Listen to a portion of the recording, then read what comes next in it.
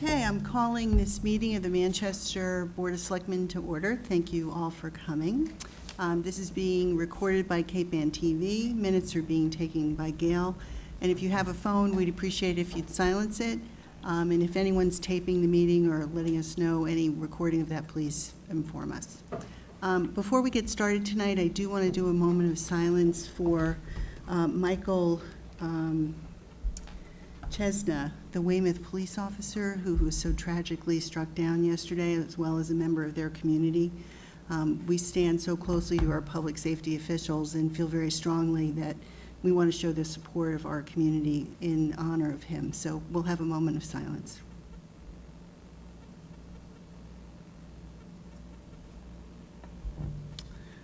Okay, thank you. Briefly tonight, we have a fairly straightforward agenda. I want to give a couple-minute update from the chairman's report, some information just to share in general, and then we'll move right into it. We had our collaboration meeting this morning with the school district and the town of Essex, talking about the pending new school program or building in Manchester, slated to go on the agenda for October 16th town meeting and voted in November.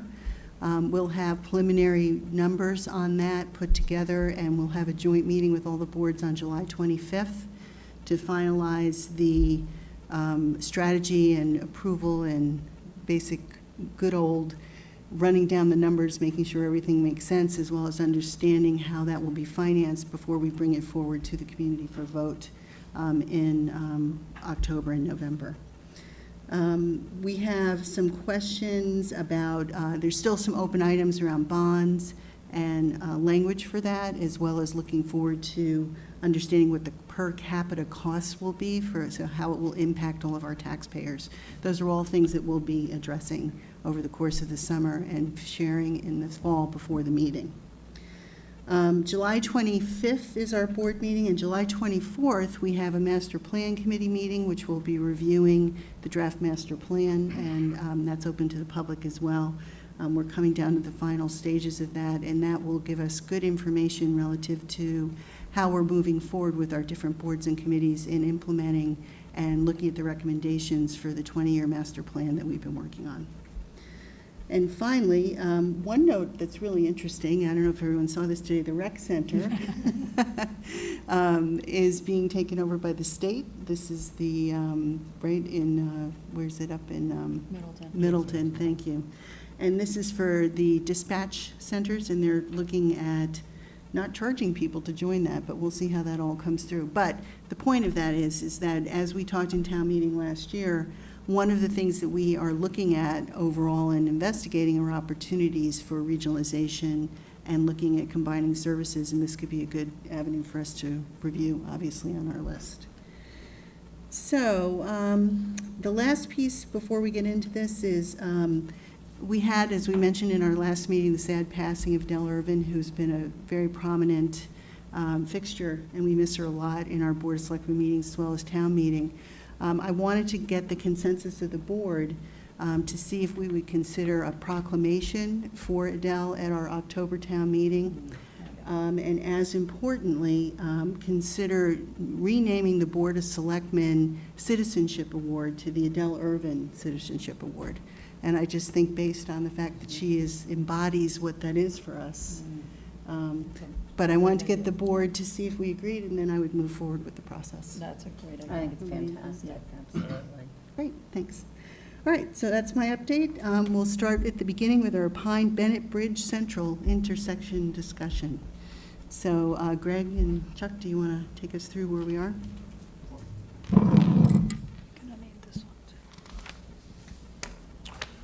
So at your last meeting, you basically had discussion on the feedback from the roundabout trial and whether or not to proceed with a couple of new experiments or not. The downtown improvement folks were hoping that you would go forward with a four-way stop trial. At your last meeting, you were shying away from doing that, which is what I think both Chuck and I would recommend at this time, that not go forward, given mainly because of the unequal flow of traffic. There's such a dominance Yeah. from the east-west flow that I think you're going to create quite a bit of backing up and the subsequent increase in noise and also air pollution with cars idling and starting up, trucks starting up again, that sort of thing. But there are other measures that I think that can be taken to slow traffic down, which is probably the primary concern that we have. One is with traffic coming in from the Beverly end, putting up temporary mini rumble strips similar to what was used as part of the trial circle, and also putting up a speed monitoring sign as people coming in so that people can check their speed, and it's a reminder to slow down. It should be 20 as you come into the village proper. Other fixes include relocating the crosswalk on Pine Street. Right now where it's located, shorter than what it used to be when it had that long run across the whole intersection, but nonetheless it's a blind Right. crosswalk as you come around from Central. And so I think Chuck is recommending that we move that north a bit, up Pine, so that there's a better sight distance there. And then the last piece was whether or not to consider making Bennett one way, either way. And I really think that needs additional analysis and discussion with the neighbors before we make a recommendation on that. So at this point in time, if I'm summarizing it correctly, we would go forward with improving the crosswalks and slowing traffic down, particularly as they enter town from the west. Mhm. Any comments from the board? Yeah, I think Kurt's letter was very good regarding Bennett Street, and that it really is, I don't think, a good idea to make it a one-way. It's a tough, narrow street, but as Kurt mentioned, people do slow down because you know that you've got traffic coming. I just think we're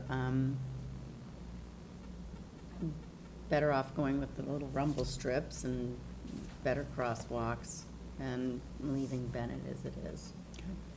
Yeah, making Bennett one-way doesn't solve anything, because it means there's still cars coming down, shooting through the intersection, or coming across. Or trying to go up. Going up. The rumble strips, if that's what they're termed, are we talking about Bridge Street, from the Bridge Street entrance, and also Central Street? Because the cars tend to accelerate, once they get over the culvert and the dam, cars tend to start to accelerate on Central Street heading into that intersection, so. Yeah, I was expecting that we would do both directions of the dominant traffic, as Greg was saying, so. And just to clarify, where would the speed signs go, the electronic? So we have a speed limit 20 sign right as you're coming in on, right next to Ashland, which is where it becomes town jurisdiction anyway. Yeah. So I think that would be the ideal spot for the speed sign. And then coming in on Pine Street, we haven't located exactly yet. The members of the DIP offered to help locate that with me. So once we get them on site, we can take a lot. The ones that I'm looking at mount directly to like a speed limit sign, the standard unistrut So we're post. not adding more poles? And, No, it would yeah. just, we'd put it on an existing pole.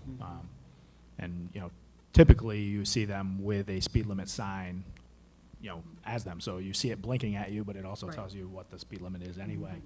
And then it's just a matter of adding the feedback sign and the solar panel and a battery. One question I have about the sign at Ashland, you're coming, the curve is this way, and I think people would be kind of looking off to the left as they're coming into town, as opposed to on the right where the speed limit sign is. I'm just wondering if it might be better. Well, they kind of get your attention because just the way they're made, they turn on basically as you approach, and it senses the speed. So it gives you the heads up that something's going on. But we'll take a look at that as well. Either way, it would be in the same vicinity, just a matter of which side of the road. Right. And because that's the town section of Bridge Street, we don't need to involve DOT, correct? That's my understanding. Correct, right. The budget for these signs, Mm-hmm. they're not inexpensive, Mm. so, That's why I'm trying to do a little value shopping. The one that I priced out originally was one that I've actually seen on Route 62 in Beverly as you're heading in. That one has a data logger built into it, so it actually gives you the data of, every approaching car is going 50 or 20, and then what it slows down to, I assume. So kind of tells you how effective they are. Yeah. But I'm sure there's an alternative that doesn't include that, that's somewhat cheaper. So it'll be a give and take. Maybe the answer is 2 of each, so you can move them around different times a year, something like that. right. And the cords that run across the street, are they just counters? They don't Yeah, measure those- speed, right? They just measure But cars? I think they do measure do, speed because yeah. it's the, Because I wonder, The Tick, police are tick. doing- yes. yeah, I mean, I wonder, incorporating those at different times during the year too is not a bad idea to get data. For Yeah. the sheer volume of traffic and as a way to really get a sense of if the cars are slowing down after they've gone by your speeding sign. mm, yep. Because where I live on Bridge Street, I can tell you they hit that corner at about 60. Yeah. Most every car. So the total number of these signs that we're looking at doing, we're going to do 2 on the Pine Bridge, is that correct, or 1, or how many? I'm trying Yeah, to, and well- I know we have some talk about others as well. Yep, so my thought was, we only need 2. Okay. At the, coming inbound on Bridge and inbound on Pine. Okay, And then I have 2 more that we had been looking at for School Street, same idea as Pine Street, and then also Summer, same idea as Bridge, as you're coming into town. so but 4 in total for, That's what entire I'm town. looking at for now. and do we have budget for this in our, just checking? We don't have a specifically But, I mean, we have a identified, line item for that but we can. we do have a general sign budget, and also, just good. Roadway and construction Roadway budget. improvement Okay, budget. all right, so there's money allocated for it, okay. Go ahead, Muffin, I'm sorry. You're talking about one on Summer Street, I know it's out of the scope here, but depending on where that gets put, maybe Mass DOT pays for that one. Because we'd be talking about, we're not putting it on, because don't we end at the top of the hill? Right, that's our jurisdiction ends there. Right, so if we're able to convince them to help us and we put it down a little bit further towards the cricket building or something. Yeah, actually, we were looking on either side of Sweeney Park. Yeah, I was gonna say, Yes, so So that's that's the definitely, state. it's definitely State. state So we could- jurisdiction, but there's a little bit more right-of-way to work with, so Right.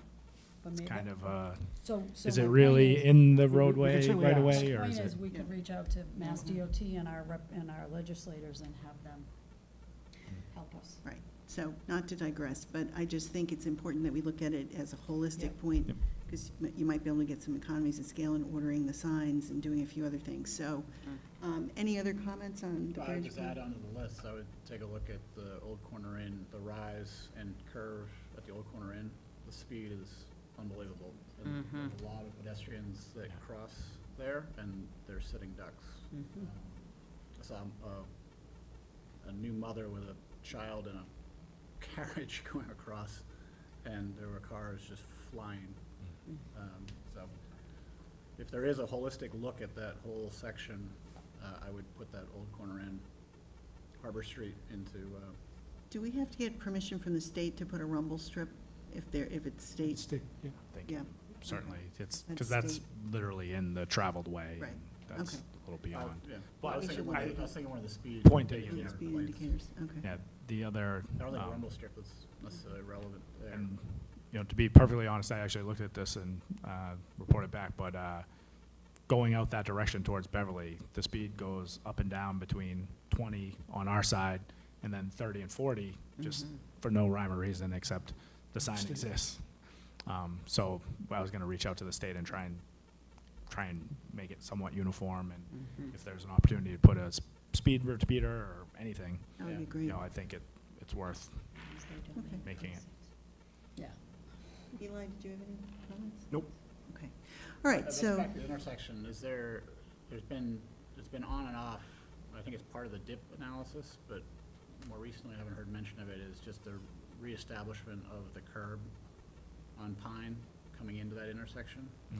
Is that still, in addition to the striping and the crosswalks and things like that, it seems like just You mean by the gas station, is that what you Yeah. mean? Yes. it just becomes an open area of pavement that blends into, which seems Right. to contribute to part of the problem. Yeah, I think at the same time I don't think I can make a physical change without talking to the gas station and making that. But I do feel like they did an analysis of that in a whole intersection for complete streets, and they looked at a roundabout. There's certainly actual curbing improvements that could be made that I think needed to be vetted that hasn't happened yet. Yeah. All right, just to summarize sort of where we are, the agreement is to move forward with the speed bump rumble strips or whatever, the signs, the electronic signs, making sure the crosswalks and everything are in the right position and done well, looking at anything else that could be used in improvement. And I do agree with the curb cut by the gas station there. I would definitely look at that. And then comprehensively, the rest of the town. But those pieces are done. I think the one outstanding item is Bennett Street. What I'm hearing from the board, at least from a general consensus, is not to move ahead with looking at Bennett Street going one way. Am I correct on that? Because I don't want to waste people's time if we're thinking that that's not what we want to do. All right. So I want to hold there because we have people here that want to talk about this. So if we can pass the microphone back and we can identify you, and if you have any input on the Pine Street, Bennett Street pieces, we're happy to do that. All the way in the way back first, though, right? And Hi, I'm Liz Loomis. I live at 34 Bennett Street. I would just like to point out to you that your entire audience are members of Bennett Street. Good. Well, And that's the nice. fact that you are willing to get in more input from the residents of Bennett Street is very encouraging. Thank you. Andy has, Sarah.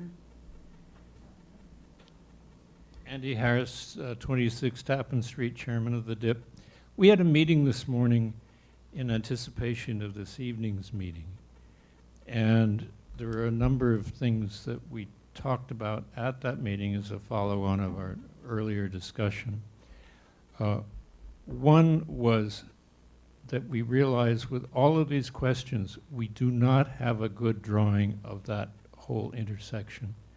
And that would be a great benefit to everybody to know who owns what and where the street is and where the curbs are. And that probably needs to be right near the beginning of any further consideration. We also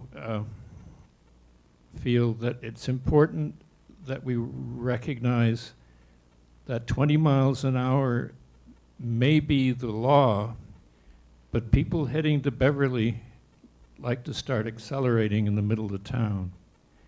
And we need to,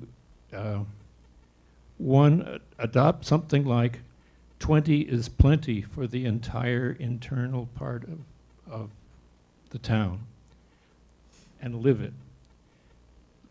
One thing that we also recognize is that when the police are giving written warnings,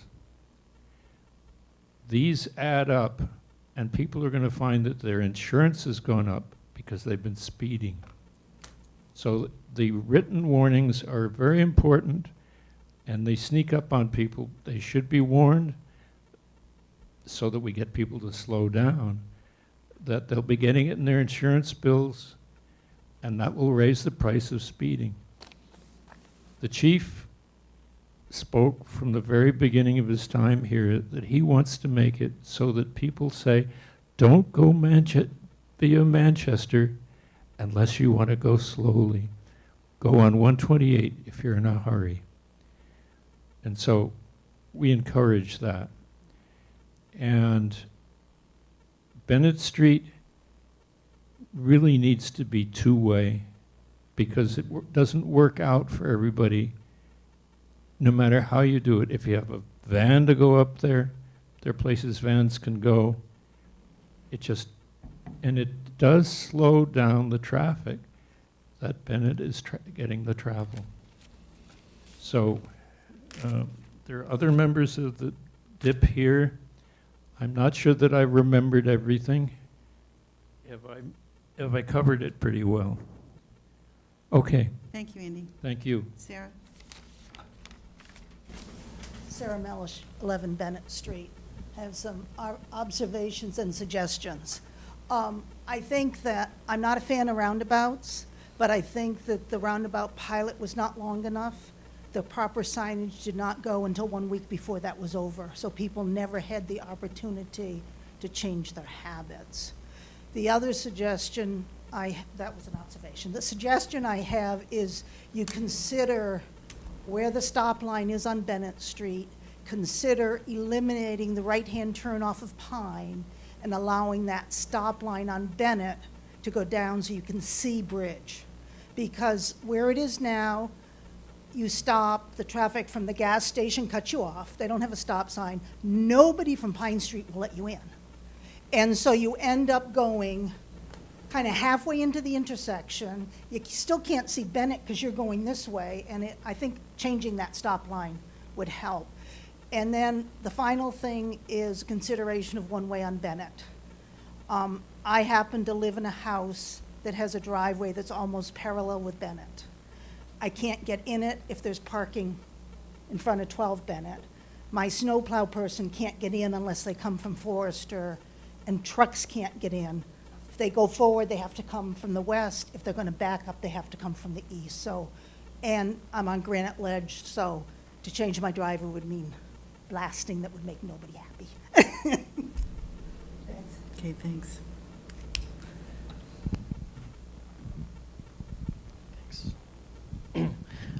Gary Gilbert, 11 Magnolia Ave. One of the first things I noticed when I moved to town 20 years ago was this intersection, and I tried drawing it up and measuring it with a tape measure. It was kind of dangerous. But it seems to me, and maybe it's too late to suggest this, but narrowing all the lane widths down to the absolute minimum that's allowed. I mean, I don't know what the lane width is on 127, but the narrowest possible legal width, and on Pine Street particularly, will help slow traffic down. And the gas station, if we were to permit that gas station as new construction today, we would never have allowed an endless curb cut. When I was on the planning board for years, I always tried to make curb cuts as narrow as possible so people are in danger the shortest amount of time. And curbs are really helpful to save lives, you know, elderly, young kids. I think there should be two curb cuts for that gas station if it's within the town's power to make it so. That creates a whole bunch of safe zones for people to stand, and it will shorten, hopefully, if you narrow things down, you shorten the crossing distance. That would have a powerful effect on the intersection. It would help slow traffic by narrowing the street.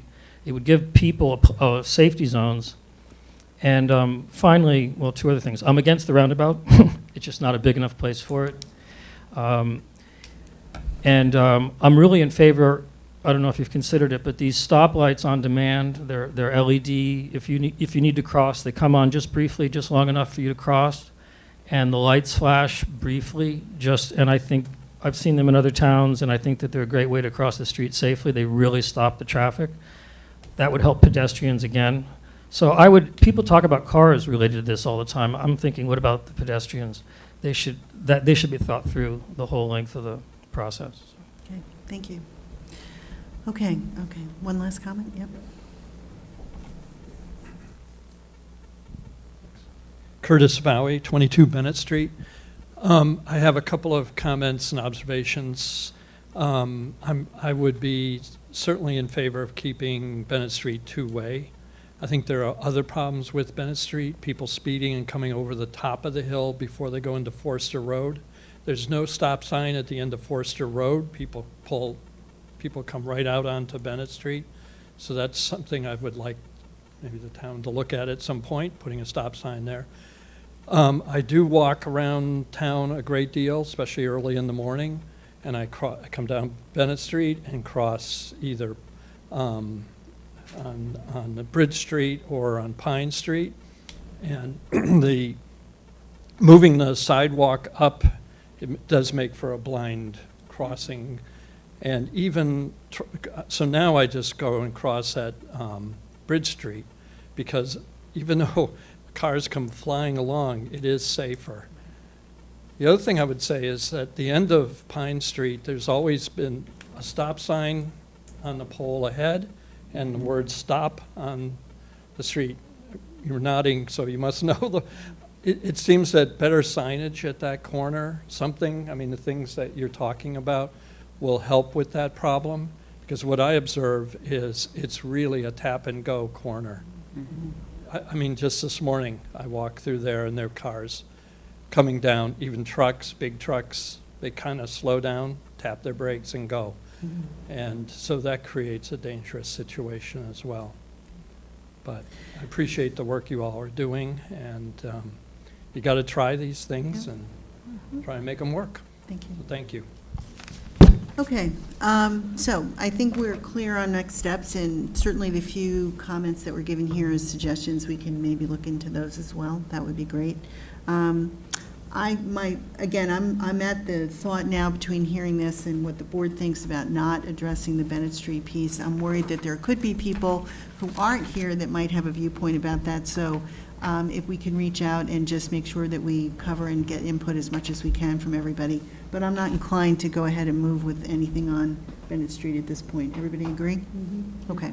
All right, so we know what the measures are. We'll move ahead with that. We'll get further input as we go, and we're ready to go. The lead time on the speed repeaters is about a month. Okay. So people understand it might not happen this week. Well, it'd be great to happen before school and end of the summer kind of thing, so that would be great. Okay. I would Any just other ask comments? Just last, well, doesn't have to be the last comment, but just in addition to closing. Can't hear you. I would say, as an ask, Chuck, if we, as a practice, we could just do a better job. I'm not commenting on your efforts, but I think as a whole, we need to do a better job of defining the problem. So even with the lights, let's just make sure that there's a defined problem that we're trying to solve, so that we can establish what the problem was. We put a change in place, and then we measure to see whether the change had any impact. And one of my frustrations with the things that, as we've been evolving, is that we've been testing different things, and it doesn't seem like we have really clearly defined what behavior or what change we're trying to actually get. So I just ask as a practice that as even you come back with more information, that we have an established hypothesis and data set, ideally of some sort, that we're actually trying to affect. Okay, good. Any other? Okay. All right, well, thank you very much for your input, and we will move forward as we just discussed. All right, we are, we're way late. Okay, didn't even look at the times today. All right, we're going to move on to our next agenda item, which is the continuation of our public hearing on water sewer rates. I'll take a motion to reopen that public hearing. Motion to reopen? Second. All in favor? Aye. Okay. All right, this is to look at our next step. Eli, you've done a bunch of work on this, so we'd love to hear your thoughts. So I sent around a packet containing some analysis of the water usage between 2015 and 2017, as well as some options for changing the water rates in a couple of different patterns, as we discussed at the last meeting. One pattern would be to do a simple 3.75% increase, as we have done in previous years, except for last year, across the board, which gives us a predictable, fairly predictable outcome to revenue for water, for the purposes of maintaining our water infrastructure for the following year. Another options were to use a lower increase for the lower two tiers, which represent half of the water users in town who use a relatively conservative amount of water. And then steeper increases for the people who are using more or profligate amounts of water. And that's sort of what we did when we reset the water tiers last year. And last year it was relatively easy to make calculations that we would end up with a budget positive result, and we wouldn't interfere with our ability to carry out infrastructure projects as a result of changing the water tiers. That's not necessarily the case this year. I looked at the water usage numbers for 2017, and it looked like there was a decrease across the board for water usage. It's pretty close to the amounts that we were using in 2016 when there was a mandatory watering ban. We don't have enough information to know if that was because of price pressure or not. So if we start fiddling with the rate tiers to do careful targeted adjustments to the new tiers, whether or not we'll generate something which generates a total of 3.75% increase to the town, or something more, or something less, there's just no reasonable way for us to know. And the worst case would be we end up with less than a 3.575% increase, for which we're using to budget our water infrastructure repairs for next year, and that wouldn't be a conservative thing to do at all. So, while I was hoping to do the graduating increases, I don't recommend it at this point. I think this year we should do the simple 3.75 across the board, as we've done in previous years, get another year or so of data based on the new tiers, and then continue to reevaluate it. I do think it's valuable to look at this every year with a little bit of depth to see how our changes are actually working. Okay. Any comments from the board? Yeah, I guess my one comment is, and I get completely what you're saying, and it does make sense to do the flat rate, but I guess I'm kind of looking at it from a little different perspective, in that, are we really wanting people to cut down on water use? And that's one thing that, yes, I know we need to be able to have an idea of how to budget what we need to do. But when we're looking forward to conservation, we do want people to cut down on water use, right? So is there any way that we could increase what the rate is without it seeming too onerous, but at the same time giving an incentive to cut back on water use? So, sure, we can do that. We can increase the rate on the very top tiers. The top 11% of the users in town using about 50% of the water. You capture a certain collection of people in those top tiers, not just, you capture some commercial users. Right. So making those changes arbitrarily, you need to be a little bit careful. Plus, last year we increased those very steeply.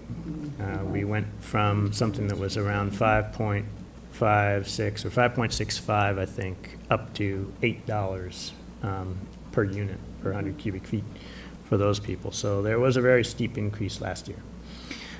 We considered a steeper increase at one point, but wanted to stick with this. I think it would be valuable to get another year of data to see the changes that we've made so far have already caused people to reduce their water usage. Now, one of the analyses I have not had time to do is to look at how much people in the higher end tiers have actually reduced their water usage. What really surprised me last year was that, or this previous year, was the people in the lower two tiers actually reduced their water usage. The median water usage in 2015 was 1,700 cubic feet per quarter. This last time, it was 1,400. Well, we didn't actually increase the prices on those two lower tiers at all, to speak of, over the previous year. We stuck them at I think, the same values. We might have increased them a little bit.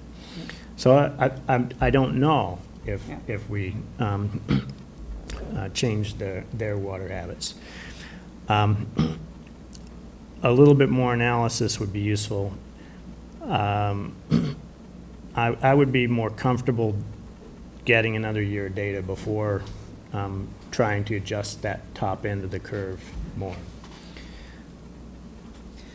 Okay, any other comments from the board? It was a very thorough analysis, so Yeah. thank you. Any comments from the community on water rates? Sewer rates? Just relatedly. Sorry. Sorry, relatedly, I actually did check the reservoir level today, and we are, so we might have conservation measures on the horizon regardless of what we do with the rates, so I'd be a little even more nervous if we did some tweaking that we weren't comfortable with on the rates.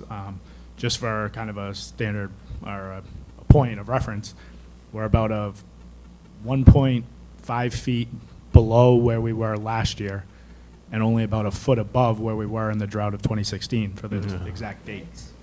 So kind of towards the bottom of the middle. So just another data point. So I will say that if we do put in place watering bans, it'll be 2 years before I'll be willing to. Because in the years that you have watering bans, you don't have reliable usage numbers. That's true. All right, so no other comments from the public on that. I think the issue of outside of the public hearing water bans, we should probably stay atop of that and look for a recommendation from Greg and obviously you, Chuck, on if we need to, let's get lead time on that if we're going to request them. Or just warn, or ideas about how we want to get to. So the state could require it. Right. And you may see that in the next couple weeks, depending on what kind of weather we get. We're supposed to get rain tomorrow, ironically, but that, one rainstorm isn't gonna change things. Right. So you may want to be prepared on your meeting on the 8th Yeah. to declare conservation measures. Has the state established any of the intermediate drought warning conditions yet? So they're studying that, right? So they're analyzing it and preparing for those announcements. Usually there's at least 2 weeks in between usually 4 weeks in between the stages. And they go from one to the next, right? They don't immediately drop the highest level of drought condition on communities, right? Typically, but they get caught sometimes as well. So let's, So okay. they also look at basin by basin. So I got some literature today that they were looking at, like, the Connecticut River Basin is already stressed. And so I'm not sure if they've made it north coastal yet. We're not there, but you're starting to see a wave come across the state. Yeah. So let's do a couple things. One is in your update and the Board of Selectmen update this next week, let's talk about water conservation and the possibilities of, water bans coming forward. Let's get it on our August 8th agenda as a checking point. If there's anything else, and certainly if anything comes up between now and August 8th, let us know and we'll deal with it appropriately. But to a good point, Becky, getting the conservation message out and what we need to do around that education is as important as figuring that out. Okay, if there are no other comments on the water rates, I'll ask for a motion to close the public hearing. I make a motion to close the public hearing. Second. All in favor? Aye. Opposed? Thank you. All right, so now I need a motion to vote the increase as we've discussed, 3.75. Motion to approve the new rates at 3.75% increase. Is there a second? For both water and Second. sewer? For both water and sewer. Thank you. Right. Second. I Any thought- further discussion? I thought sewer was different, that was going to be a different rate. It's all the same?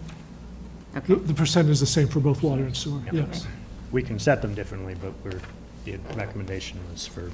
Okay. Okay, all in favor? Aye. Opposed? Okay, thank you. And then we just need you to affirm the policy in terms of funding as well. So the memo in your package suggests that we continue with this, as we have in recent years, that operational cost for both water and sewer is paid for 100% through the user fees. And then for capital costs, it's a 75-25 split, with the sewer user fees paying the higher percentage there. And then for water capital, that it is paid through the general fund. Okay. So I'll take a motion to approve the water sewer policy. So moved. Second. Any further discussion? All in favor? Aye. Opposed? Okay, great. Thank you. Okay, Greg, call firefighter compensation package. So this is continuation from a few weeks back. Both the chief and I have worked with members of the call department. They have seen this. Some of the suggestions that they have recommended are in here, not all, but many of their concerns or desires were addressed. So this approach tries to really incentivize people responding to calls. That's the need for the call department. And so it does that by setting a minimum number of calls a year, 52 calls a year, in order to earn that annual stipend. In the past, it was basically automatic for that stipend. So this does put a minimum participation threshold in there. There are additional incentives then for being an EMT or a paramedic, and also for longevity, for staying with the department multiple years. So this allows folks to earn a bit more money in the past, though it requires certain minimum standards. So not everyone will likely meet that minimum standard. So overall, we think it'll be fairly budget neutral, and we would anticipate in the range of 5 to 8 call people being on the roster, and the budget can sustain that. This provides for the ability for what is called an impact shift, for call people to do an impact shift. So on a Saturday, do a 4-hour shift once a month per call person, to allow them to work side by side with their career folks, and to, again, just to maintain their familiarity with equipment and to do additional training. So all in all, I think, the package, as I said, doesn't include everything that the call folks are hoping for, but I think it's a good step forward, and is a pretty good compromise on that. Chief, if you want to add anything to that? When was the last time we looked at this? Oh, boy, it's been 6-8 years, Okay, all right. maybe longer. Well, question.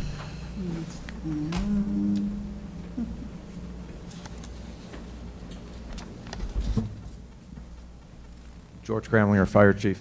Question is, whatever document existed prior to this, from what I can tell, was never approved by any authority other than the Fire Chief.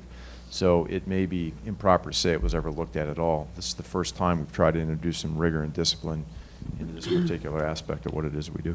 Okay, thank you. All right, any comments, questions from the board?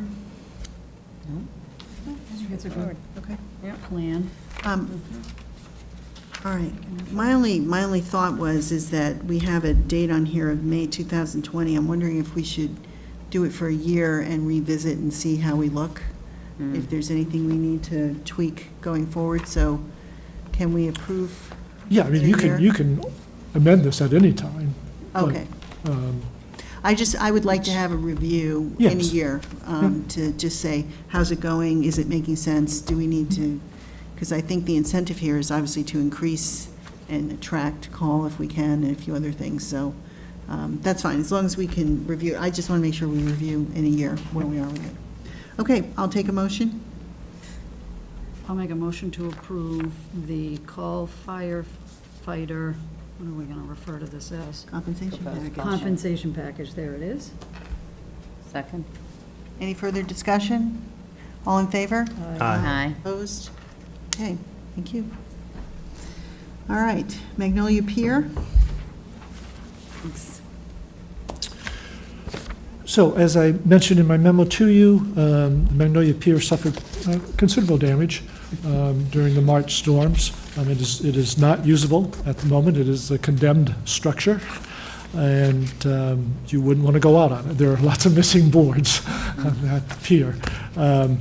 And in the past, dating back to World War II, the city has always maintained and paid for that structure. It, depending on which boundary maps you look at, the end of that pier is probably in Manchester waters. But that doesn't prevent you from deciding that you're okay with the city being responsible for the pier and taking care of it. That's been the tradition. So before the city proceed to pursue repairs to it or a rebuilding, they just wanted to have affirmation that you as a board were okay with not asserting any ownership rights to that pier. I am comfortable recommending that that be the case. So the pier is used by lots of different people.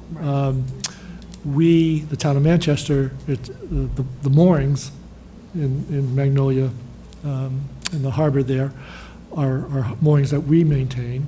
The people who use the pier partly are mooring holders.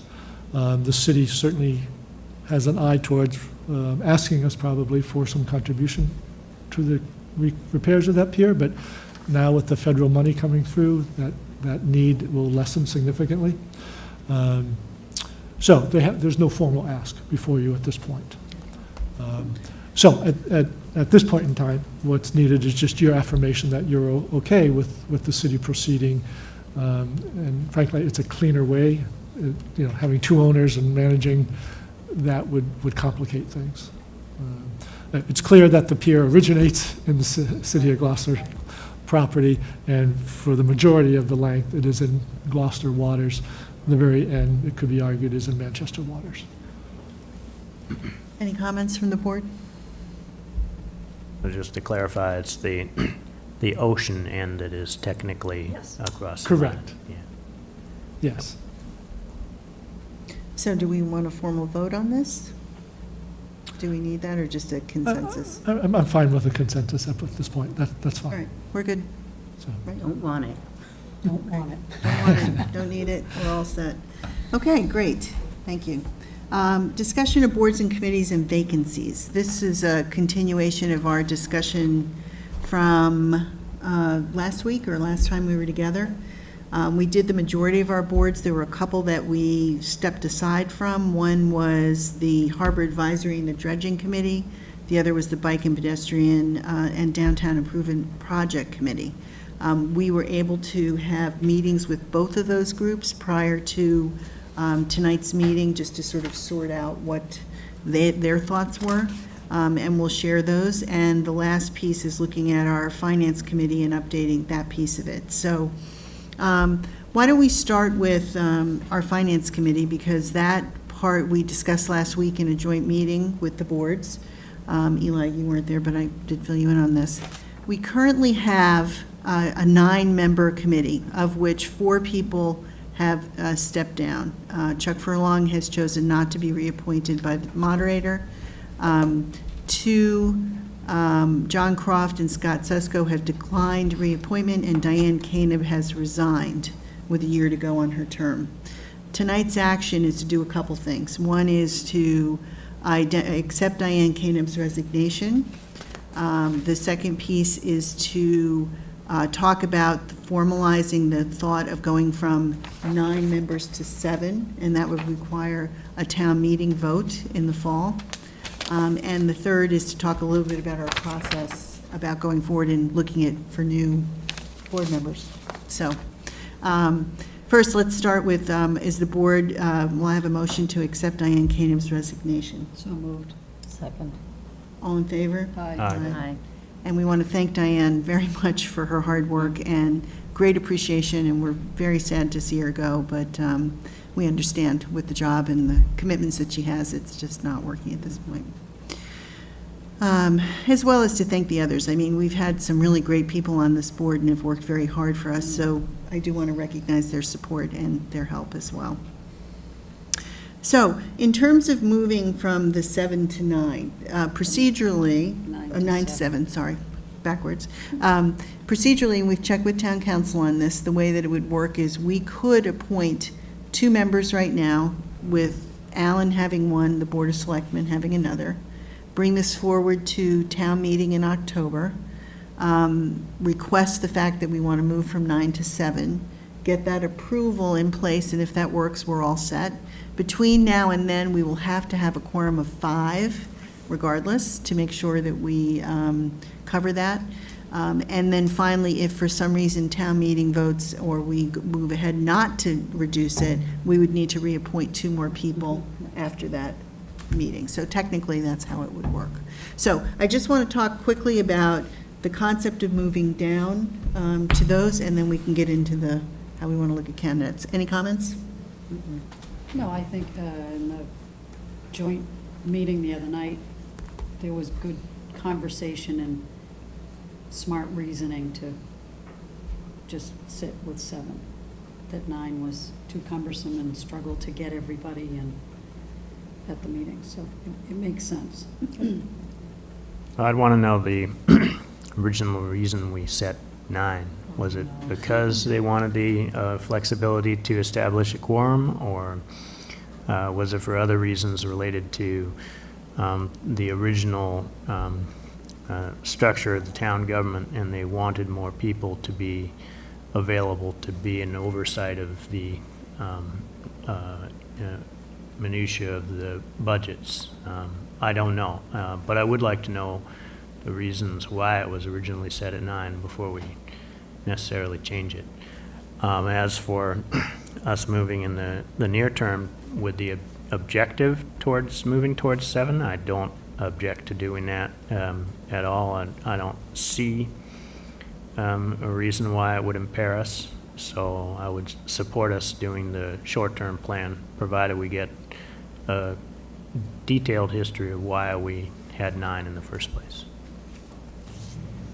Do you have any insight?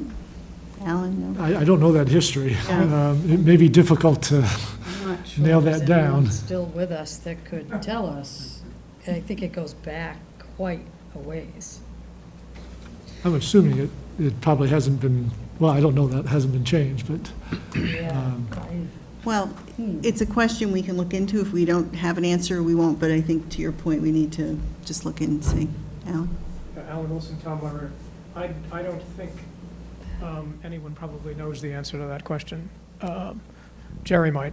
Well, that was my point. I'm not sure there's anyone still with us that Yeah, it's a long, goes it's, back that far. I'd have to look to see when it was last amended, but I think it was a long time A ago. long time ago.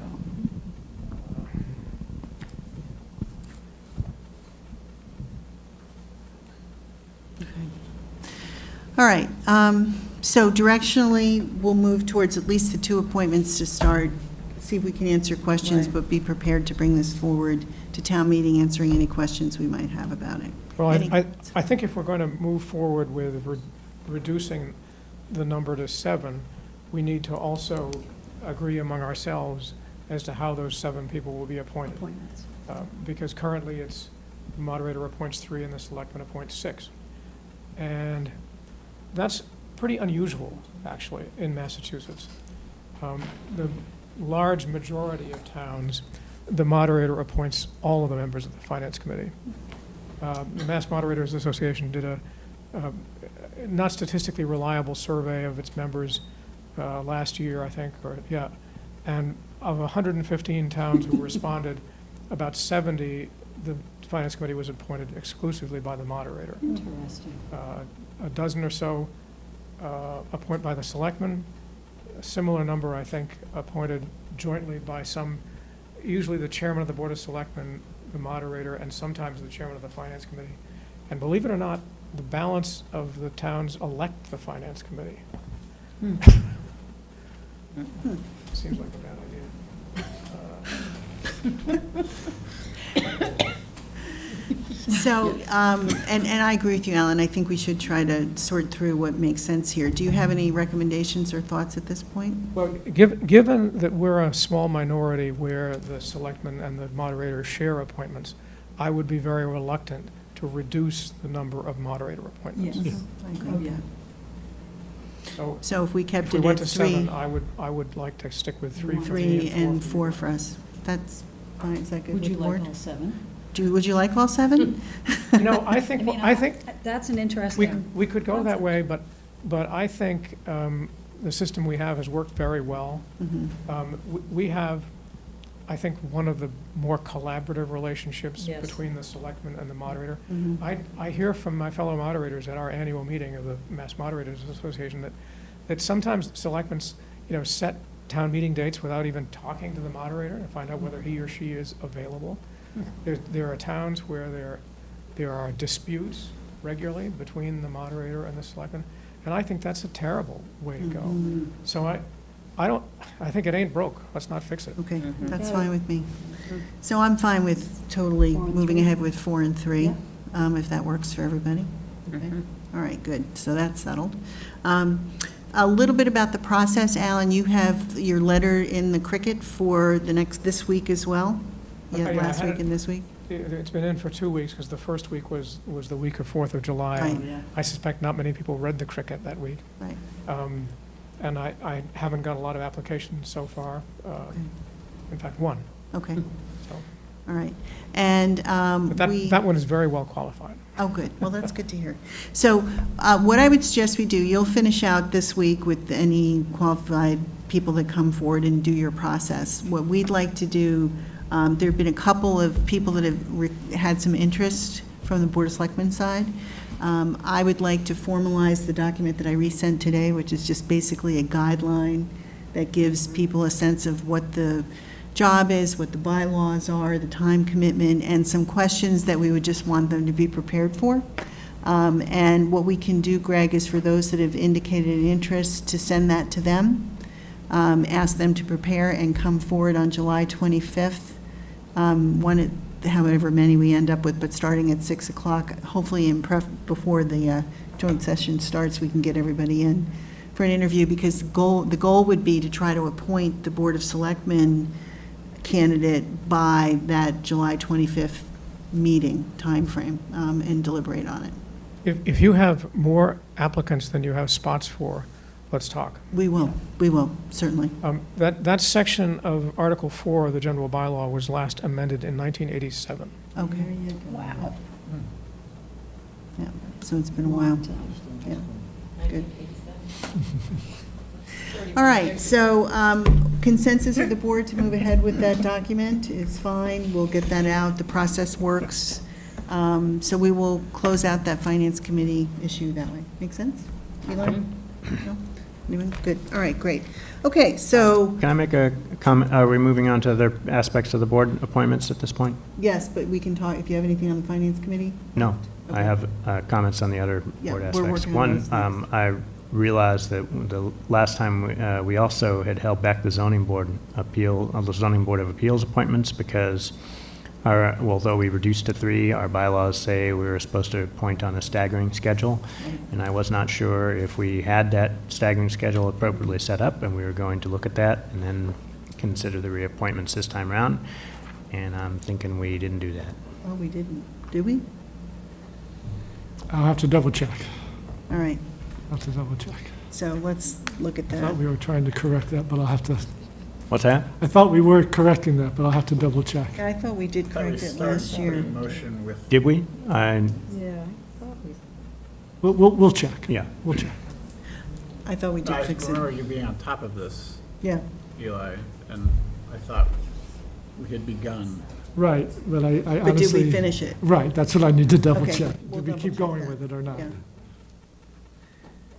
We should probably just look at the other boards too, and making sure that we're good on that. Okay, all right, that's good. And then Okay. The other thing was on committee appointment process.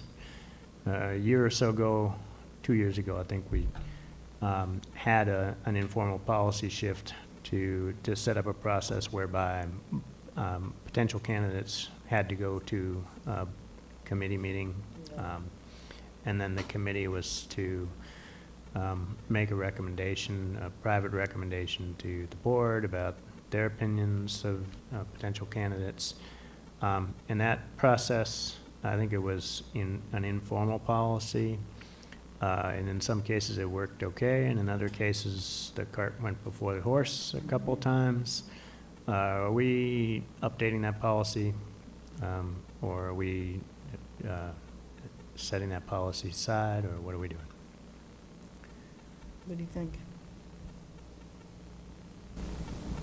Well, I think that we're supposed to be making the appointments, and I think if that's the case, then that's what we do. Versus asking people to go sit through a board meeting to learn and, Well, I or to think just that, experience it and. I don't think that's a bad thing, but I'm not sure that getting feedback from the FinCom based on one meeting is necessarily. Very important. So why don't we suggest that we go forward with a request for candidates as they apply to go to some meetings and get a sense of what's going on. But then come here. But then come here for the discussion, and that if anybody from the boards that know these people or whatever want to put a note in, that's perfectly fine, but we're not looking for a formal recommendation relative to folks. How's that sound? Okay. So if we can codify that as part of our application process, you know, as people get letters to apply, that we ask them to please attend, and we can let the board chairs know that if there's any comments they'd like to make, fine, but we're not looking for recommendations, and that they need to come here. Okay, good. All right, so we'll check that. We'll check the zoning board. Any other general ones? Nope. Okay. So Harbor Advisory and Dredging Committee, we had a very, very good discussion with both groups this week. We're in a similar situation as of last year. We increased, or 2 years ago, we increased the Harbor Advisory Committee by 2, from a 7-board to a 9-person board. Part of the rationale behind that was we were going through a dredging process. There were a lot of things going on at that point, setting new rates and looking at all different kinds of things. I think generally what we heard, and Greg, you can correct me, from the Harbor Advisory Board, is that at this point, they felt fine about slipping back to the 7-member board, because one of the things we're talking about is taking the dredging committee and rolling it under as a subcommittee to the Harbor Advisory Committee. I think generally there was sort of a mixed consensus on that, but for the majority, it was pretty much the majority felt pretty good about bringing that in. And I think from the dredging committee's perspective, the work they did over the last couple of years on this has been outstanding. The project came in great. They did a wonderful job. I asked them if they could just sort of codify any lessons learned and thoughts going forward. Their next round at a dredging probably won't happen for another 2 to 3 years before they need to get together again. So we can do one of two things. We can strongly suggest we can not reappoint the dredging committee as a formal committee of the Board of Selectmen, suggest it rolls under the Harbor Advisory Committee, ask those folks to stay on and close out this project, but leave it up to the Harbor Advisory Committee to reinstate that committee within a year or two, obviously well in advance of having to do any further dredging work. So that's one option. We could then reduce the number of Harbor Advisory folks from 9 to 7. It's 9-7 isn't interesting. And we could do that based on some attrition, just based on where we have people that have met their terms and some that have moved out of town, and then just reappoint 2. So you've read that, sort of thinking about it. I'd love to hear your thoughts and what you think. I'm fine with the dredging committee being a subcommittee of the Harbor Advisory Committee. I did seem to recall that originally when we instantiated the dredging committee,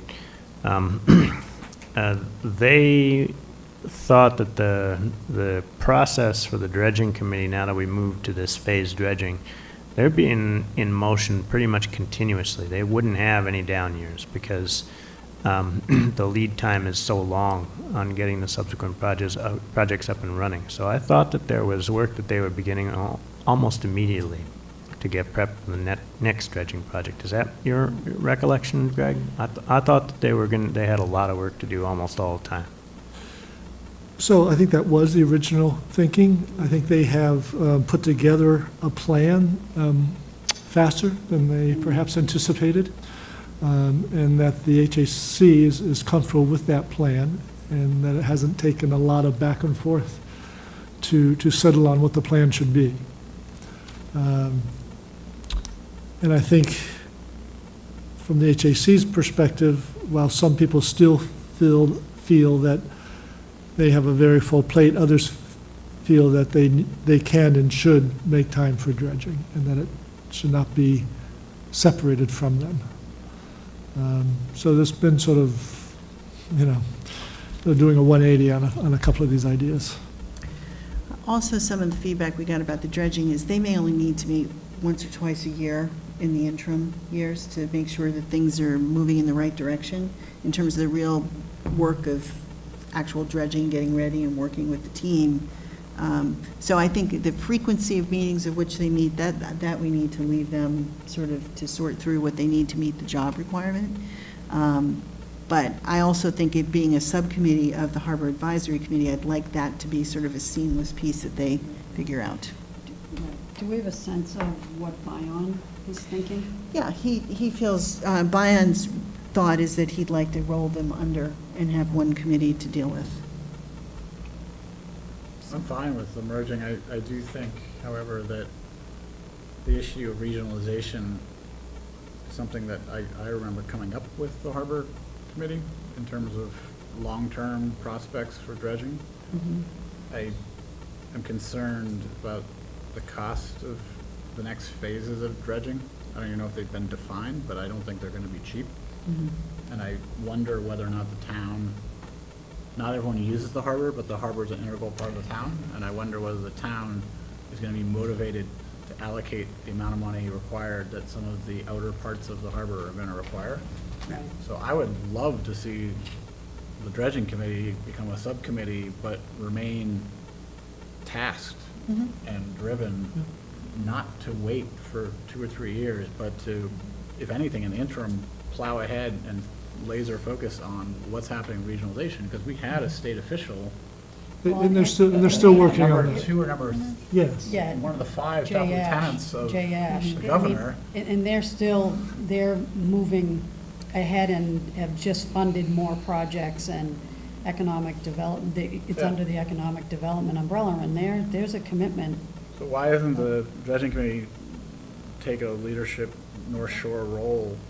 Because towns like Essex aren't going to be able to pay for this on their own. No, Essex is just they're getting dredging money now like we got a year and a half, 2 years ago. So, I mean, I think there's a large state commitment to continuing to help the seacoast towns with dredging that probably wasn't there a year and a half ago.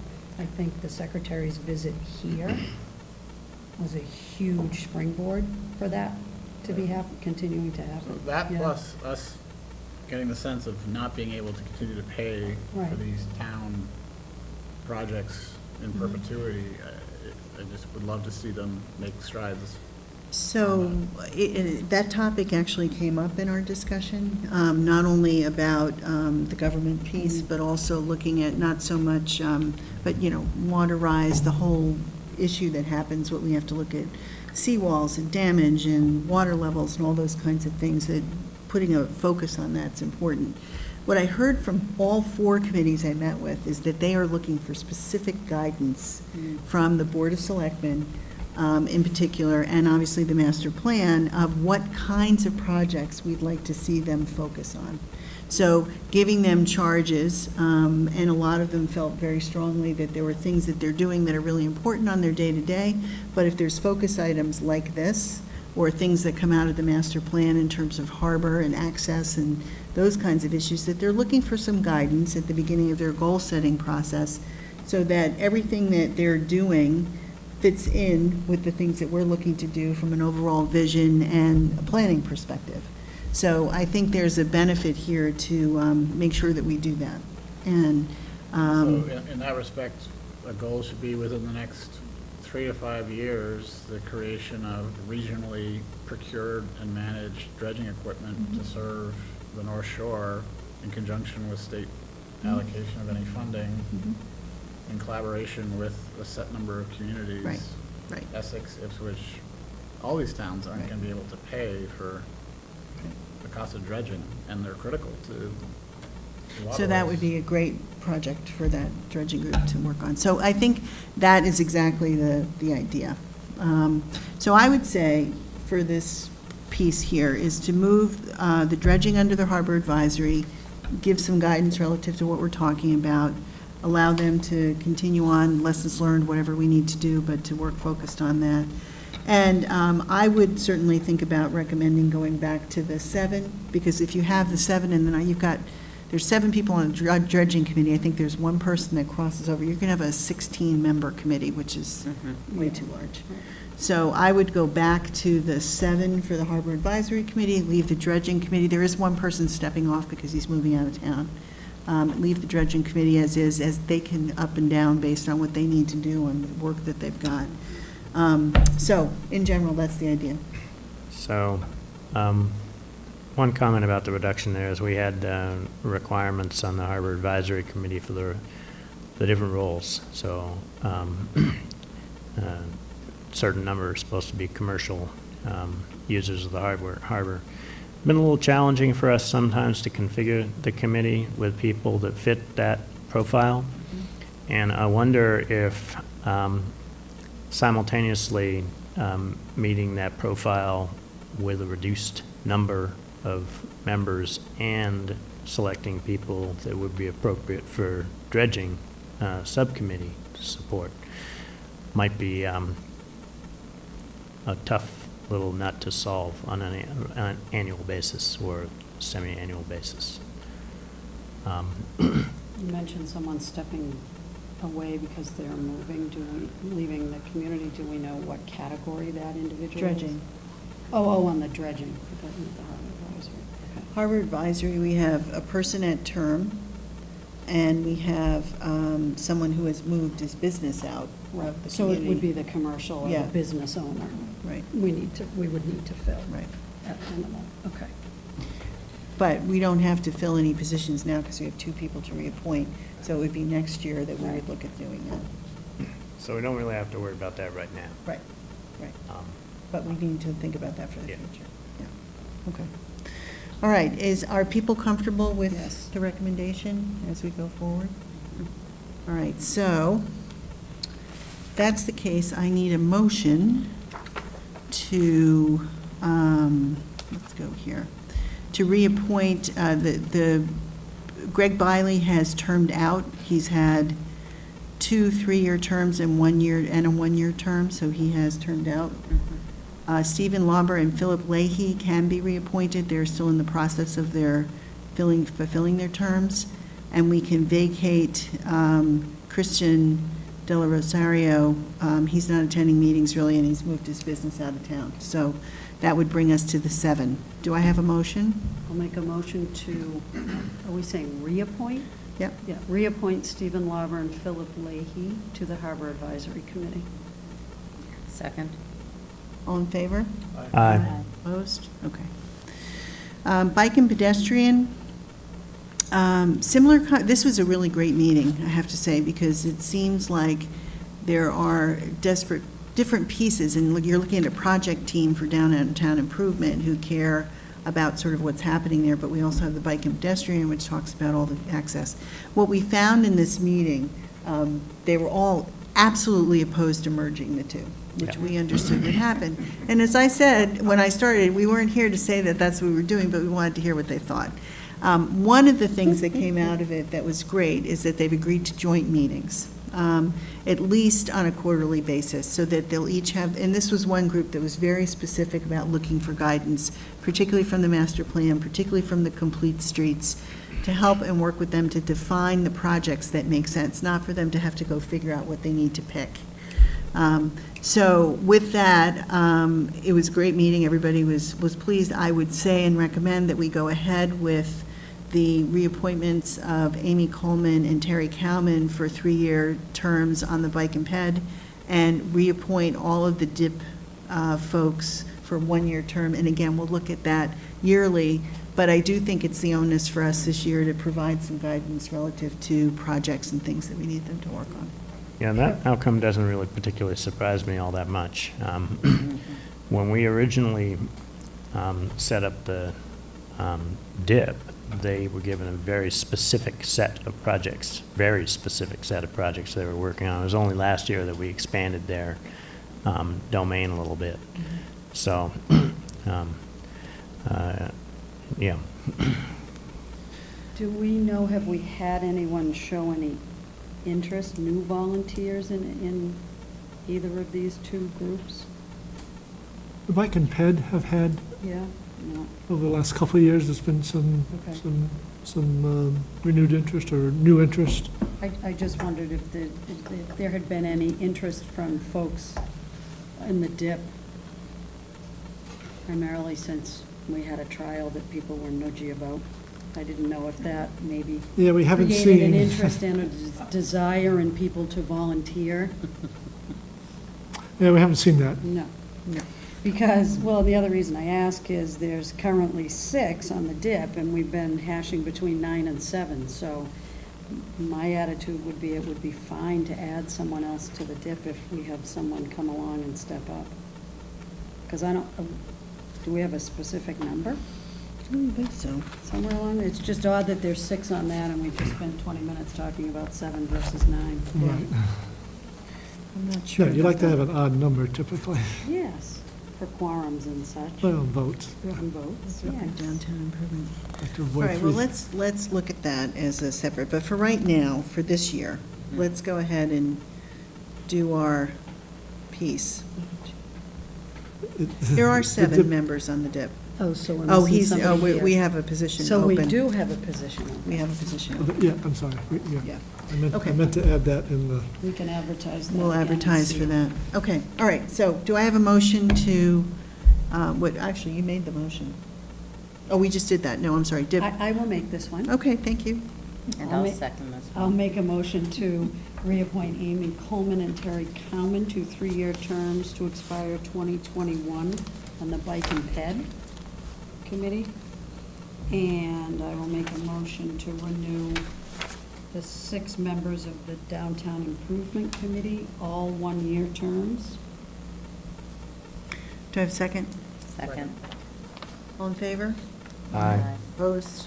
Okay, thank you. All right. We're on to our budget goals. Greg, do you want to give a little chat about that? Thank you, Alan. We'll stay in touch. Thank you, Alan. Good night, Alan. so even though the new fiscal year is only a couple weeks old, we do need to be thinking about goals and process for formulating the new fiscal budget, the FY '20 budget. So I think it's very helpful if we can identify a handful of key goals. It provides guidance to me and staff in terms of what we might focus on, some research between now and when we have to really formulate numbers. So this is a good time of year for that research to take place. And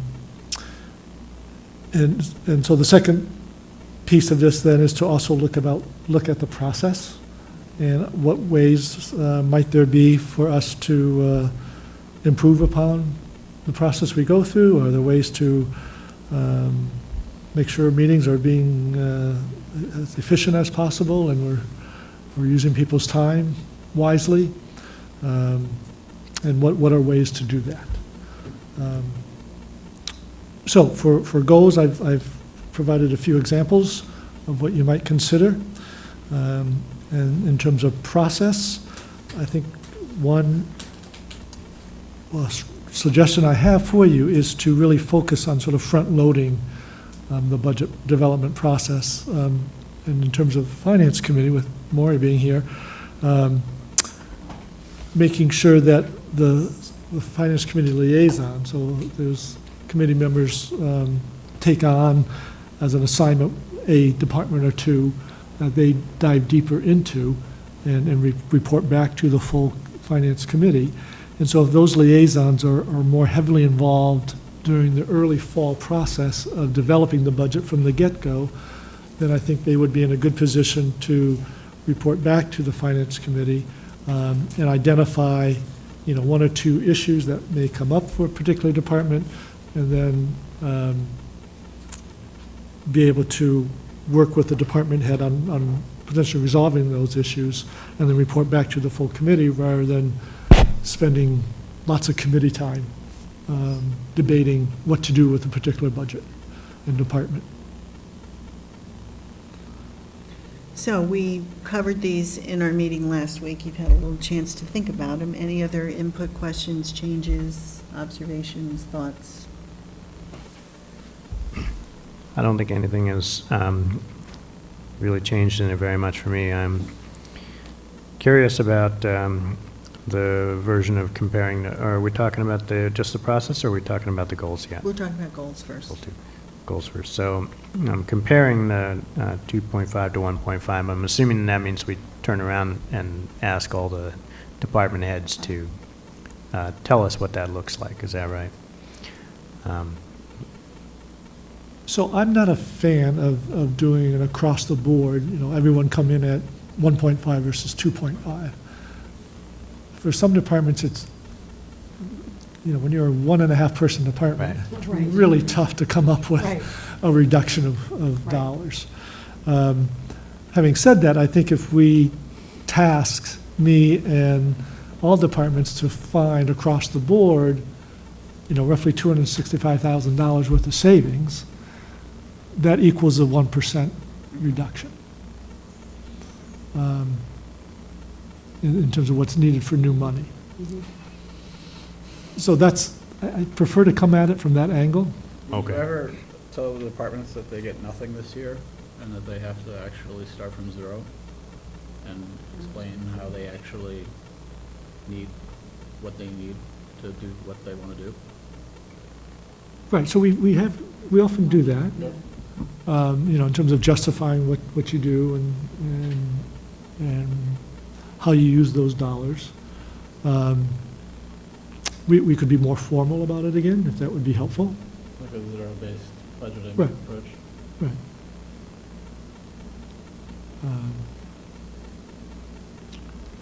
So,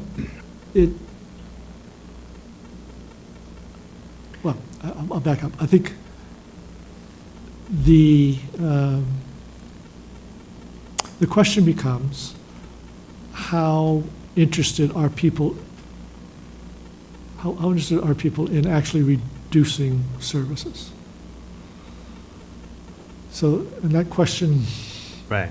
gets kicked around, and then, so there's a, I'd say that, Answering that question is, are all services needed? I agree with that.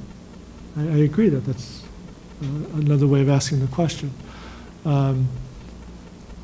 And so I think there's some skepticism amongst department heads as to whether or not the town and/or you or finance committee are really serious when you say zero it out and let's see what it looks like. And if you are, that's fine, and we can deliver that message. I think in the past, it's been perhaps asked in a way that it wasn't perceived as being real serious. So there's a sense of, let's not waste our time if you're not serious about it. I'm not trying to be flippant all about that at all. But I think we need to be honest about that. We need to have an honest discussion about really what you're striving to do. So, another way of asking it, or managing the situation is, do you think there's accountability in the departments for what they propose and what they put forward? So I agree, like, if I were a department head, I would call bluff and say, okay, I'll zero it out, you're not gonna get any services. So I do appreciate the push and pull in terms of both approaches. That being said, we can't just have year over year the same budgets structured the same way and just move forward irrespective of reality. And how do we create accountability in the department ownership of these budgets so that it's not just a situation where moss grows on the budgets and just keeps growing because that's the way it's always been? Is there any mechanism that you found that creates some reason why a department head would independently try to more tightly manage what they have? Well, so the defensive response to that is to say they are managing them tightly, and that there's not. I don't have anybody in mind in particular. I'm talking abstractly. No, I understand. But in general, the response would be, we don't have areas, we don't have fat in our budget, and if we're going to make cuts, then it's going to impact services. So is that true across the board? No, there are areas that we could trim without impacting services. We turn back a few $100,000 a year. So there are best guesses as to what certain things are going to cost. I mean, the biggest turn back area probably is our health insurance. We've been able to bring that number in lower than what we conservatively estimate. But there are other areas as well. So accountability, I think, really comes through that budget review process. And what we have tried in the last few years that has really been absent is identifying goals, identifying some key measures of success in each department, and make that part of the budget book. Can we do better on that? Yes, we can. It's been a learning curve for department heads to focus on specific goals and to have measures for what means success. But they're getting better at that. So I think that's a good step forward. But there's certainly room for improvement.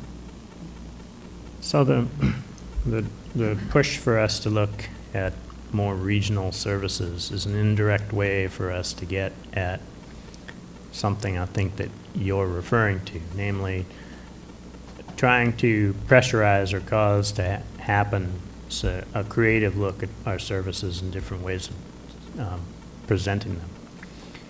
I'm not sure, that's not necessarily equating to looking at reducing services. I'm not sure that any of us would say that we want to reduce services. I certainly don't. However, looking at creative ways to deliver equivalent services, I'm certainly not opposed to. And I think that that's what we've been trying to incent our departments to do. I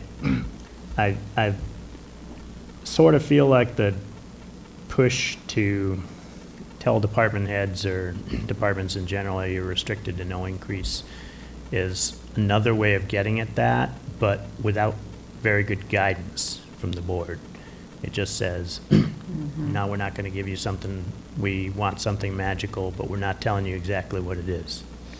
I feel like the giving an instruction for or directive to participate in a hunt for either sharing or regionalization of services is better guidance.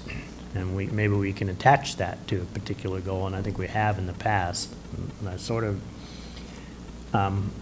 like the version that Greg put forth at the beginning, where instead of telling each department, no, you're limited to a particular increase, take the equivalent of that increase and say, hey, folks, across the board, we're looking to trim $265,000 from our services budget.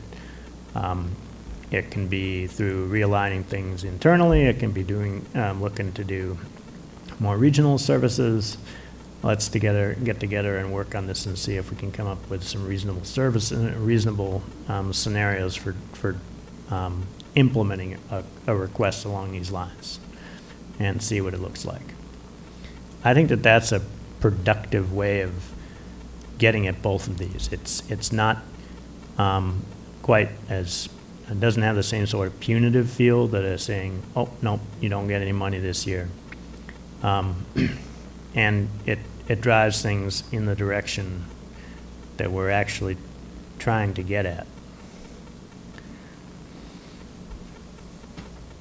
Any other thoughts? Eli makes a very good point. Eli makes you make a very good point, which I hadn't. Yeah, Thought no, I all think that's around. right. I think, but I think there's some benefit to what I call turning the page. You know, we have our overall, now we're looking at our capital plan over the next 30 years or so and beginning to come up with some strategies relative to capital expenditures versus, you know, not reducing the taxes based on the debt rolling off. There's some strategies that are falling into place on that. I think there's a value of an exercise, not a, you know, mandate that you have to have a zero, but a value to take and say, if you had an option that was a zero-based funding model, what kinds of things would you look at, you know, in terms of doing that? Part two is what Eli just said, which is if we were looking to come across at a 1% decrease on this, collectively, what kinds of services, opportunities, things, and what would be the impact of that? I think it's got to get to the impact point, right? So if we're looking at reducing a service or doing something different, what would be the impact and who would be involved in that in terms of that impact? And then, obviously, from those two pieces, you'll come to a number that says, here's what we reasonably think we can do in conjunction with finding alternative ways of doing it, whatever. It's really sort of a kind of a deep dive into the budgets that I don't think, and I'm not sure if we have, I don't know if we've gone to the level that we have. And to your point, Greg, it's not an exercise in futility, it's really a building exercise. Saying, starting at zero, working our way up, understanding what it looks like. And that's something that they can get started on now. Right. So that by the time FinCom and everybody starts having their joint meetings, they can share their narrative and say, we've gone through this. We looked at this from this level, we looked at opportunities, here's some of the impacts. Let's talk and build the budget from that standpoint. So I don't know if that's agreeable to the board, but I think it's a useful piece to say if we were planning from a zero base, where would we go from there? I think part of that equation is also that people don't want, or boards and committees don't want to give up ground on money, because then they feel, all right, well, if I need it next year, I might not get it. And I don't know if there's any way that we could say, all right, well, let's save it this year. If we need to give it back, then, you know, we'll do that. But it's, you know, I think that mentality of holding on to what you can get for fear of not getting it again is something that. Once it's out, it's out. Right. But that if we could counter that, it might help year to year. Well, and I think, you know, we have the consolation of dealing, we had a very short discussion today about the operating budget for fiscal year 20 with the schools and some of the things that they're facing. And so, in reality, everybody's got to go through this exercise to see what we can actually net out, to see what we have to spend money on and how we need to do it. So, do you think that would be something that would be reasonable to do, starting with this summer with this concept? Yes, and another way is to, you know, identify what are your priority outcomes. And build the budget based on what outcomes you want to see. So that, you know, that tends to turn it on its head a little bit as well. Well, and I think from the Board of Selectmen viewpoint, it's kind of what we're talking, development of new regionalized service Right. options. It's looking at how we're looking at the master plan pieces, you know, what efficiencies we can drive, but future looking, so that we're thinking about that. Right, but does our total spend align with the goals you have for the community? I don't know the answer. I don't know if that, I don't know what the answer to that is. I don't know if you feel that it does or not. Well, I think we'll get to a closer to that as we begin looking at some of the master plan stuff. No, I agree. Yeah. I agree. I think that'll be a worthwhile exercise. I'm not sure we're ready for that Right, we may not be. so I think that starting with what we're talking about here as a stepping stone to that would make some sense. At least that's what I think. Any other Yeah, so certainly I don't think we're ready to dive into the details of what our goals are related to the master plan. However, I guess that if you look at item 4, there's a little bit of a call in there to try to deliver those services or deliver the improvements, while, paying attention to the significant part of the population who do feel price pressure from some of the things that we're trying to do. We have a responsibility to them as well as we need to invest in our town, but we also need to, as best as we can, protect the people who are on fixed incomes. So we want both those things, but we have some responsibility to stretch things on both ends. So we'll get into this at the meeting next week with the district. But I think a fundamental question is, do we want to try to pay for the school through a combination of debt exclusion and other funds, or just rely on debt exclusion? I think that's a really important question. Yeah. And the answer to that question will drive a good portion of the other budget expenditures. Right. So, do you want us to talk about that right now, or? I think I I- could, but I said we could. I would almost like to have that discussion next week on the 25th, unless you have I'm something. perfectly willing to have it, and then I'm perfectly also prepared to say something right now on it, but Yeah. it's up to you. I think I'd like to just keep that for the 25th for now. But, so what I'm looking for, just general, to close out the goals discussion for tonight. We've listed 4 or 5 things here that we'd like to do. I think we've cleared and gotten more articulate on item 4 in terms of the steps we'd like to take. Is that enough guidance? Does this group feel that's enough guidance to start with today? Number 5, finalize the capital funding strategy for the district schools. I want to hold on that one just until we hear what everything, the actual numbers and what the finance committee, everybody else has to say about that. So, does that make sense? So you're talking about just the enumeration of the goals and the general shape of these goals, and the details we finish out later on. Yeah, I'm fine with that. I certainly have, thoughts. Mm-hmm. You good with that? Yeah, at all costs, and I know I would think everyone would agree with this, I just want to avoid the same old, same old. And I think to any degree, I'll give you my personal things that I would look for are the departments demonstrating independence and autonomy. I don't want things just passed to you and, Yep. you packaging and it's just them placating you.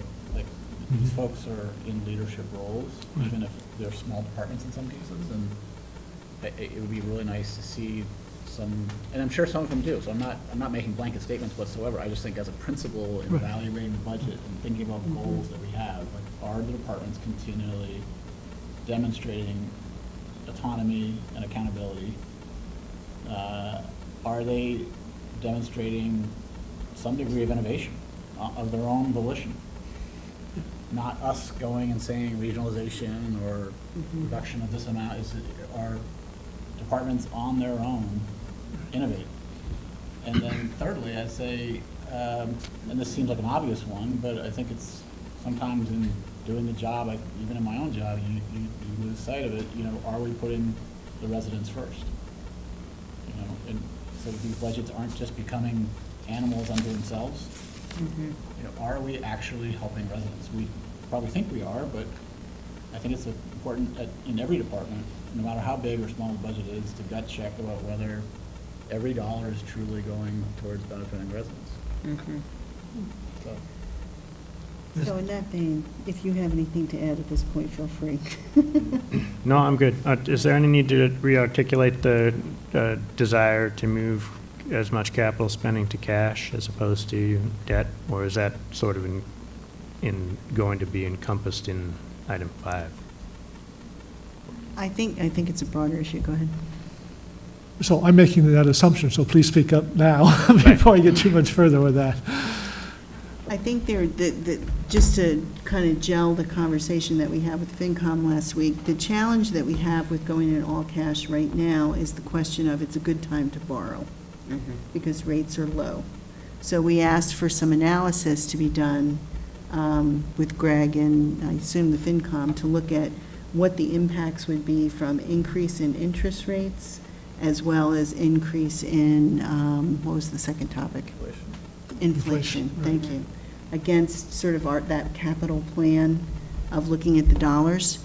So that was sort of a next step piece in understanding that, to say directionally, I think everybody agreed the cash made sense, but to look at inflation and look at interest rates In the short term? in the short term, and as far as you can eye out, based on what the markets are saying, Yeah. can we, I mean, it's a crystal ball. Yeah. But at least do some analysis around that in order to get to that decision. Okay. Is it really cheap money? Right. Because you don't want to wake up 5 years from now using all your cash and realize interest rates are 14%. Sure. So that's But part it of can the be challenge. something that can be looked at on a year-by-year basis to some Absolutely, extent. absolutely. But I think directionally, people were very much in favor of Okay, that. fine. Okay. Directionally, I'm in favor of it too. Okay. All right, so I think that's it for goals. Are we clear enough? Can we articulate those, Greg, and just update these a little bit? We'll get them back out. If anybody else thinks of anything in the interim and would like to share, bring them back to Greg and myself, and we'll put that into the mix. Okay? All right, let's spend, Before we move to the consent, or did you have more on this particular item? we're just going to talk about the process for 2 seconds. Oh, no, go ahead. Yeah, okay. So I think that we identified some of this. Maury, I know you've talked with the FinCom a bit too. I think this needs a little bit more work on it, but directionally, what I would love to say is if we can start with the department heads this summer with the questions that we're asking right now, in terms of the 0 and the finding the 1%, getting them ready for the meetings with the FinCom members, perhaps starting a little bit earlier than even December in those joint meetings, and trying to front-load a lot of this work so that when we get our preliminary budgets early January or whatever it is on here, that we'll be ready to move on it and deal with it very effectively. I would say that we have our meeting on the 25th. We're hoping to have a joint meeting with the FinCom on August 8th, because we need to come down to how we want to make the decision of funding the school, whether it will be all debt or some use or some others. So that's a joint FinCom, not, It's a board of selectmen meeting, but the FinCom's I coming. thought we were meeting the 7th. We were, but I had to, I can you not do I it? can't, no, because I didn't realize there was a shift, so I just Okay. committed to a family thing. All right. so. So can people So I come was on the confused. 7th? No, no, I don't want to, I mean, I The thought 7th that's. of, August. I'm fine to do that. I don't want you to be there. Tuesday, 7th is a Tuesday. Tuesday, 8th is a Wednesday. All right. I cannot do the 7th. You Not in don't, Gosnell. I just didn't realize things were shifting, because we went through dates. I know. And it was the 7th. It changed, but I'm trying to get as many people there as No, we I know. can. Yep, You can't do the 7th? no, just do the 8th. 8th. All right, your group can do the 8th, do you know? I'm sure we have a better chance on the 8th. Okay. 7th, but we can try either. Okay, We're going to sort of a small committee these days. so I know. maybe it's easier. All right, well, yeah, sorry, we're just moving it because of that, so. You're good both days? the 7th and the 8th, or the 25th? No. What was the other date? No, we're trying, July 25th, we're doing. Yep. Right, and it's this August 7th or 8th, we're trying to get the majority of folks. I can probably do either one of those. And you're not good for the 7th, I'm not. and But- you're not good for the 8th, so we're going to miss one, and you're good for either? I prefer the 7th. Prefer the 7th? You get back the prefer the 7th. 8th, yeah. He gets back the 7th from his piece, so. All right, why don't we, I think we're gonna have to stick with the 8th, only because that's kind of where Greg's coming back, FinCom date. So let's hold on the 8th, and What time's the meeting? we can do it at 7. If we want. Is that better? What? The 7 o'clock on the 8th? Sure. Does that work? No. Doesn't, well, I My know you sister's can't come. here, so Yeah, I okay. All right, just so we'll mailed just have down to figure dinner that to out. everybody. Okay. All right, that's what we'll do, 7 o'clock on the 8th. So that's the regular meeting. I'm sorry, let me back That's up. what I'm sorry, but I'm It's confused. we have a single regular meeting for the Board of Selectmen on August 8th we'll start at 6:30. Okay. At 7 o'clock, we'll join with the FinCom, I do 7:30. 7:30? Okay, all right, so 7:30. I would do an hour regular, An hour regular. and then do a join at 7:30. 7:30. Okay, And Susan, I just, I have also that next week, we have a master plan Plan meeting on the multi-board 24th. on the 24th. On the 25th, We we'll have do FinCom candidates, as well as then the 7 o'clock, the summit meeting Yep. on the 25th. So we get the 24th and 25th. Okay. Right. So 24th, 25th, August 8th. Yep. Okay, all right. Are we good? Can I just ask a question? Next week, Wednesday, the 25th, we're just meeting with everybody. You don't need us beforehand for any part of your meeting, do you? No, we're going to be interviewing FinCom candidates, but other than that, But yeah. we would sort of officially call our meeting into session when the school committee and. The sub, yeah, Yeah. yeah. And can I ask, where is that? It's at the school. It is, okay. Yeah. Just, we're using this Google Calendar, and, Oh, well, the dates are getting uploaded, so then, The library. okay. All right. Yes, which is now called the Learning I know. because it's a new generation. Okay, So it's at the high school, all right. Yes. middle high school. Okay, that's what I thought. Okay, Library. well, there we go. So we're done with that Alright. piece. Consent agenda, we have Board of Selectmen minutes. I'm sorry. This is where I wanted to go back for a second. I'd add a note, the Open Space Committee, were we going to be talking about there was a letter we got, I thought the email said we were going to be discussing that tonight as part of Under it. Greg's Administrator. administrative report. Right, you can do it now if you prefer. What's that? Oh, no, is it, if it's It under was the, in never his, mind. We're good. Yeah. Just want to make sure we didn't miss it Yeah, accidentally. no, we Go. got it. Okay, so we're at consent agenda. Minutes of June 4th and the 25th, the revised committee handbook review, September 4th state primary warrant, reappointment of Judy Shipman and Christina Delasario for North Shore Home Consortium rep. I need to just pull the Board of Selectmen minutes because I wasn't here on June 4th. Okay, well, I have a, change to it. Okay. I have some amendments on. So we that. want to pull out the Board of Selectmen minutes. Everything else okay to approve with the I had consent? comments or questions on a couple of items in there, Okay, which- specifically on the revised committee handbook and also on the state primary warrant. Okay, so why don't we just take them up as we go? Yep. All right, let's start with the Board of Selectmen minutes, June 4th. I'll take a motion. Well, I just, Gail, there's a name we need to adjust. Yes. June 4th minutes, under 7. Mhm. The town proclamation honors Eileen Salucci. The Not minutes have Irene. Eileen. It's Eileen, Eileen. Thank you. And under number 6, the town administrator's report, where it goes down to the third line under school building, it says, the school committee will on this week of July 9, and the complete package, it's just the sentence is missing something. The sentence is, the school committee will on this week of July 9, and the complete package will be forwarded to MSBA for final approval. So, Yeah, okay, I'll fix that. Yeah, we'll vote on, and then lastly, I need my name corrected. It's in here as Jacqueus, and it's Jaqus.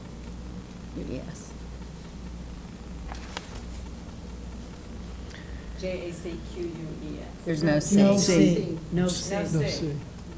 Just JAQ. JAQ. Got it. All right, so I'll make a motion to accept the minutes, or approve the minutes of June 4th, 2018, Second. As amended. as amended. I'm recusing. All in favor? Aye. I'm abstaining because I wasn't there. Okay. Minutes of June 25th. I'll make a motion to Well, approve. the only change there, again, take the C out of, and there were actually two. Take the C out of my name, but it says that I was both present and Right, absent. yeah. That's interesting. And while I'm pretty cray-cray. I want that trick. I mean, really, Thank you, though. were you So- present? I was absent. She was absent. Well, there you go. Well, I'll fix that. too. Okay. Any other changes? I'll make a, It's summer. yeah, It I'll make is. you do a lot of minutes. I'll make a Yes. motion to approve the June 25th, 2018 minutes, As amended. as amended. My second. All in favor? Aye. Aye, opposed? Okay. Wait a minute, you weren't at the meeting, so you can't. Never mind. Betsy, yeah. I refuse. Someone else needs to One day. second them. Okay, revised committee handbook, comments? Oh, yeah, two comments. One, in section F on public hearings, I'd like to see that expanded a little bit to give a little bit more of the skeletal guidance about board member behavior with respect to dealing with public hearings. And that it has to be a very formal process, and that how they have to behave outside of board or committee meetings when they have a public hearing or something is coming before them as a subject of a public hearing. And then on a more general basis, I'd like to see a little section added to distinguish between advisory and quasi-judicial boards. Yeah. And what the roles of both of those, and the differences of the expectations of the members of both those committees are. And maybe even, give examples of the nature of the advisory committees, so, and what they can and can't do. So advisory committees always act through the Board of Selectmen, but the quasi-judicial boards make determinations of their own. I think that's a useful thing for people to know. Fine. Any other comments? I would just proactively add something with expected more involvement with topics involving regionalization, adding within a section or a new section about just rules of the road as it relates to discussions with other towns or interactions with other towns. Who represents the town That is a outside of very good Manchester? point. Right. What's the protocol? Right.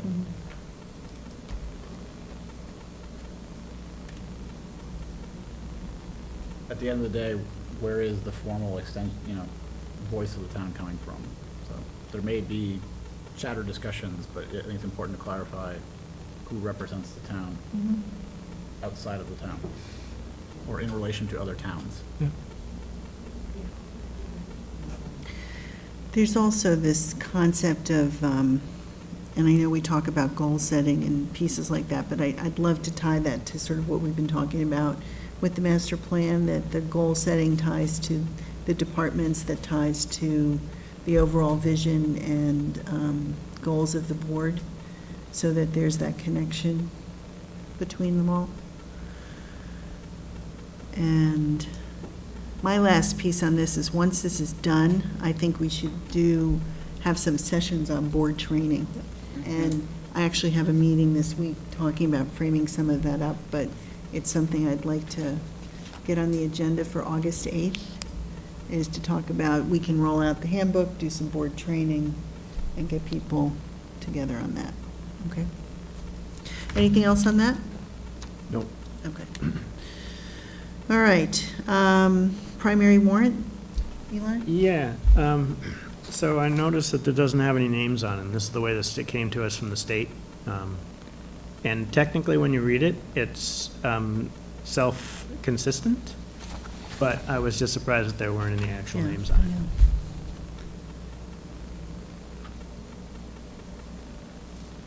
So this comes from the state, this is how they do it, and they fill in on the actual formal ballot once they have certified who is legitimately on the ballot. So it's technically consistent and vaguely useful because it establishes that we are approving what positions will actually be voted on. So that's all I had. I actually was originally framing it as an inquiry, and I'm just noting it as I was surprised by it. Okay. So can we do the consent agenda for that? State primary, the reappointment of Judy Shipman and Ginny for the Manchester Welcome, and Christine Delasario for the North Shore Home Consortium rep. So moved. Second? Any further discussion? All in favor? Aye. Opposed? Okay. Correspondence, we have our list of things here.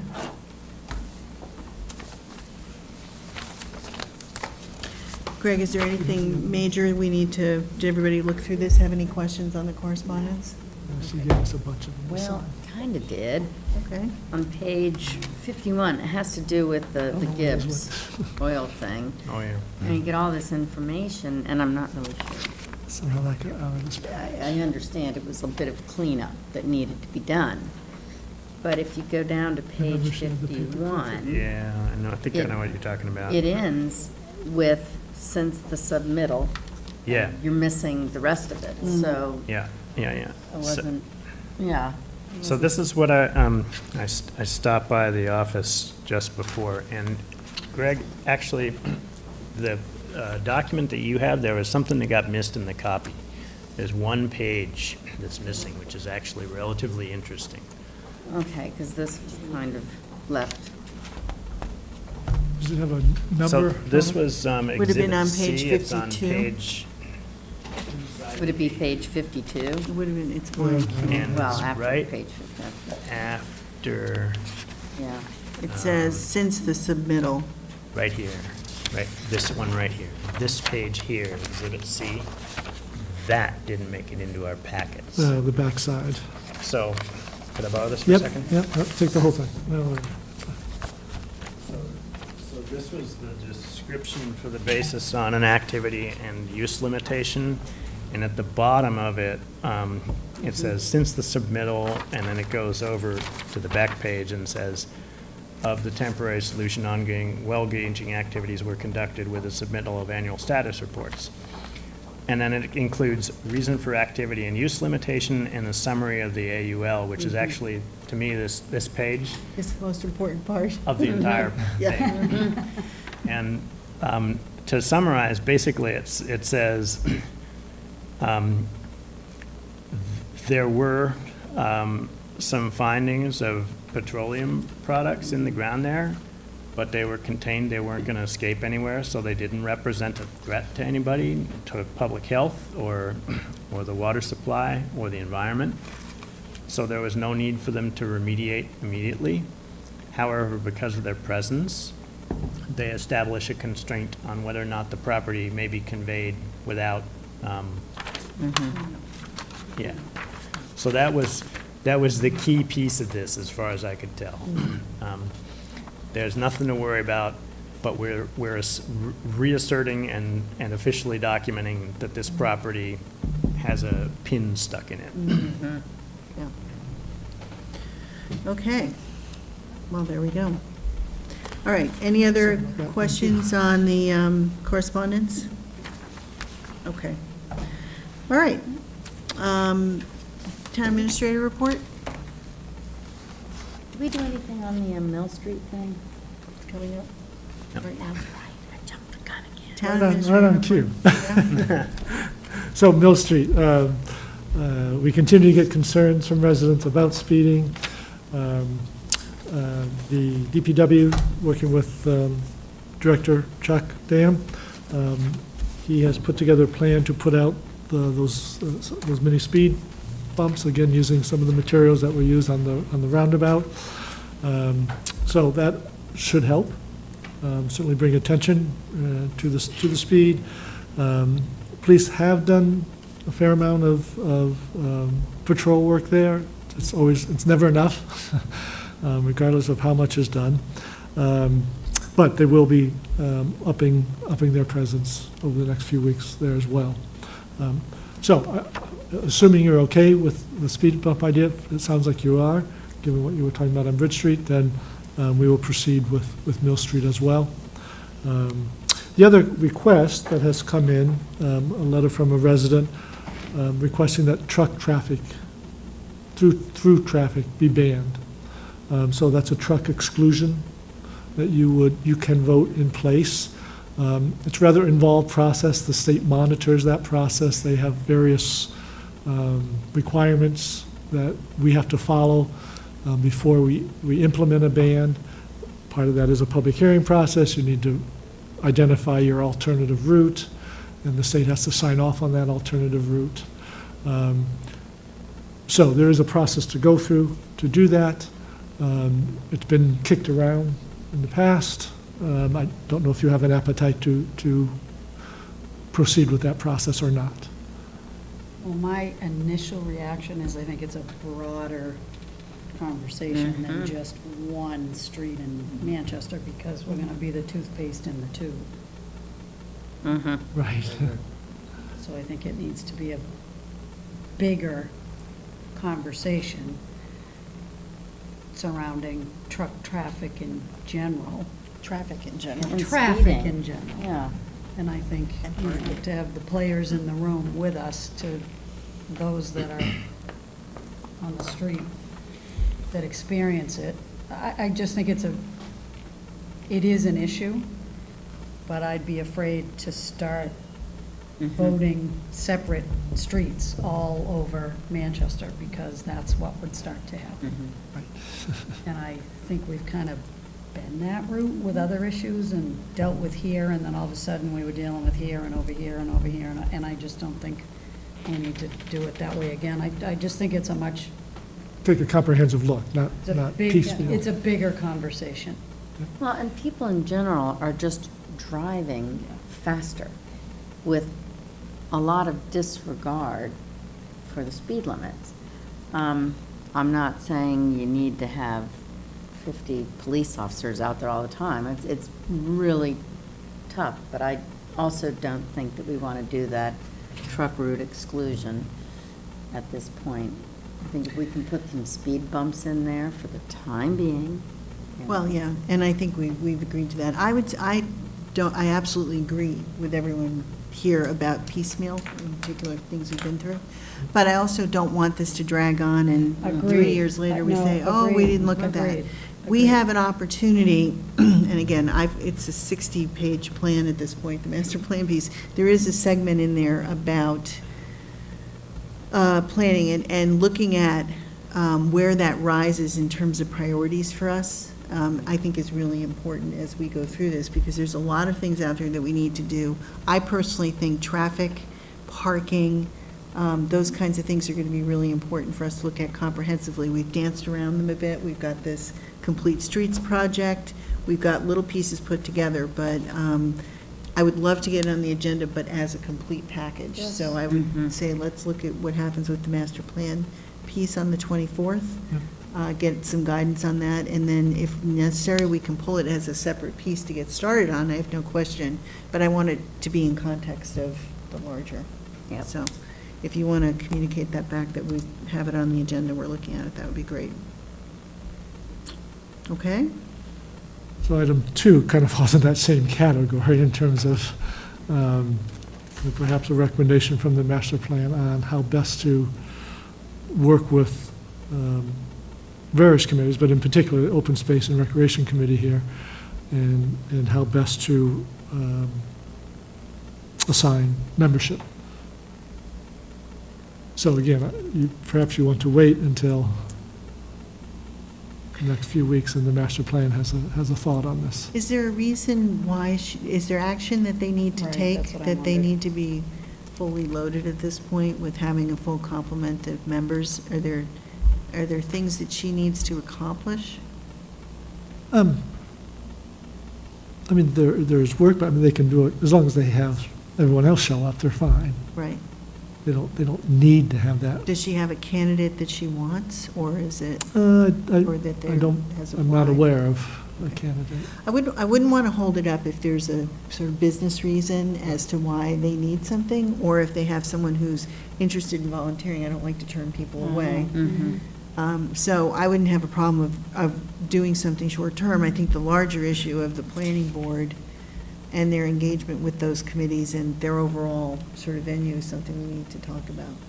So, I don't know. What does everyone else think of the agreement with that? Yeah, I mean, if, I'd like to see the master plan pieces first. But to Susan's point, if Mary's, if there's things that they're I'll open double space check, is but I don't- working on and she's struggling to get a quorum, we don't want to be holding up. I'll double check, but I Yeah. think she can be okay. Okay. And we're trying to get this by this fall, so Yeah. it's not like we're waiting 2 years out. Okay. Well, I would comment that I think the reason why we would establish a desire for a planning board member to be there is we kind of expect them to be involved in things that affect the general planning of land uses in town. So Land use is under their purview. having the planning board decide they don't really want to be necessarily officially involved with that committee, I don't know, maybe we want to be considering about whether or not we want to deliver them a little pressure in the other direction. Are they, do they have a lot of committees that they're on right now in the planning board? Where they're spread I thin? think That's what I'm in wondering. fairness to them, that would probably be a good discussion for us to have, to understand sort of the root cause of this Yeah. Right. from their perspective, so, rather than guess. Sure. I think, I'll take it certainly as an action item to follow up and find out kind of what's going on. Okay. Just a couple of FYIs on some staff interactions. I don't really, unless you have questions, I Yep. don't need to say much more than what's there. Right. And then we went through we reviewed the meeting schedule. All right, anything else that we need to talk about that we haven't tonight before we go into a short executive session? This July 24 noon, didn't we already do this? Or is this something, she's coming back? No, She's this coming is- back to celebrate the completion of it. Oh, I'm like, wait, Yes. wasn't that last summer? So I thought, oh, we just Yeah. picked that up off an old calendar. No. Oh, she's coming back. She's coming back. She would like to celebrate the success of the project. We want to be there. Yeah. Yes. Got Yeah. it. Okay, now I Okay. understand. And I cannot be there that day. Now I understand. I can, July 24th is July 24th, at noon at Wednesday, isn't it, I think? Wednesday? Oh, dang it. Oh. It's a Tuesday. Tuesday. Okay, Tuesday. And I'm, Yeah, that's okay. No, You I do can what you do that. can. I can do that. All right, unless there's anything else, I will take a motion to go into executive session to discuss a potential real estate transaction and some possible litigation. I will make a motion that we move to executive session under reason number 6, not to return to open meeting. I'll second. Arthur? Yes. Beckman, yes?